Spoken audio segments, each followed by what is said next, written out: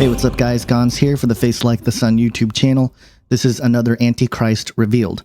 We're going to look at the false prophet in this video just briefly. There isn't much written about the false prophet, but there is some interesting stuff that we can gain to help us understand the Antichrist. And again, I am taking the theories from False Christ, Will the Antichrist Claim to be the Jewish Messiah, written by Chris White. And Chris argues that the false prophet will probably be thought of, or presented at least, as Elijah the prophet. Now, most of you guys know Elijah the prophet from the Old Testament. He was carried up to heaven in a whirlwind and is prophesied to come back to prepare the way for the Messiah. In Malachi 4 verse 5 it says, "Behold, I will send you Elijah the prophet before the coming of the great and dreadful day of the Lord." And then Isaiah 40 verse 3 it says, "The voice of one crying in the wilderness, prepare the way of the Lord, make straight in the desert a highway for our God." And when we take a look at Jewish eschatology, the return of Elijah is something pretty important.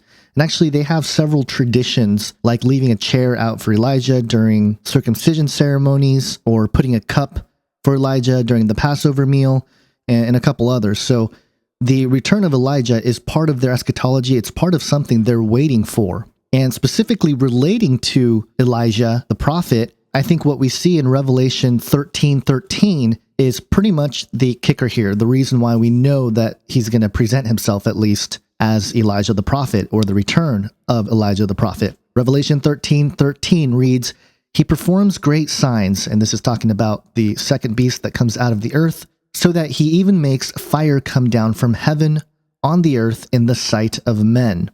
And interestingly, the only person that really called fire down from heaven in the Old Testament is Elijah. Now, there is an example of fire coming down from heaven when King Solomon finishes a prayer in 2 Chronicles 7, and also fire coming down from heaven when Moses stretched forth his rod towards heaven.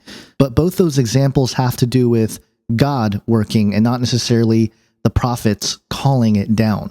And one thing that Chris points out is that in Revelation 11, we see the two witnesses, and perhaps one of the two witnesses will be Elijah, who will stop the rain from coming down. And it's possible that the real Elijah will be on the earth at the same time, performing miracles, while the fake Elijah will be the false prophet, garnering the attention of the world and, performing false signs and wonders. And we'll get to that in a minute. But again, this plays into the idea that the Antichrist will present himself as the Jewish Messiah, because, again, this is all part of Jewish eschatology, where the false prophet, kind of like John the Baptist made the way for Jesus Christ, here we will see the same thing, where Elijah the prophet, or this false Elijah the prophet, will make the way for the Antichrist, and the marker of that will be calling fire down from heaven. Now, the false prophet does some other things too that we won't get into in this video, and that includes deceiving the people of the world to build the image of the beast,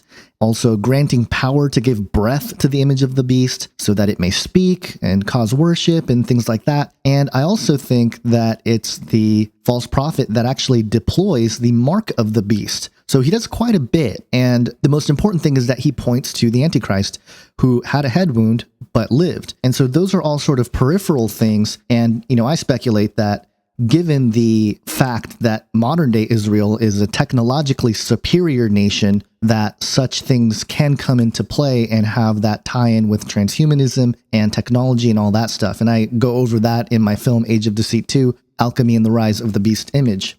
But one other thing that Chris White covers is that a lot of people are saying that the false prophet is going to be the Islamic version of Jesus, who calls himself Isa, because, in Revelation 13:11, it says, "Then I saw another beast coming up out of the earth, and he had 2 horns like a lamb and spoke like a dragon." And the argument goes that the 2 horns like a lamb represents Jesus. And so he's going to look like Jesus, but he's going to speak like the dragon. But Chris refutes this idea, largely because he cites Matthew 7:15. And here's what Matthew 7:15 says. "Beware of false prophets who come to you in sheep's clothing, but inwardly they are ravenous wolves." Now, it seems pretty clear that Jesus isn't referring to himself as the one in sheep's clothing, but rather this idea that he is just going to appear harmless and meek. And then we can point out the fact that despite the 2 horns like a lamb, he's going to speak like a dragon, according to Revelation 13:11, which can be paralleled with the ravenous wolves in Matthew 7. So there's a couple parallels there that make sense.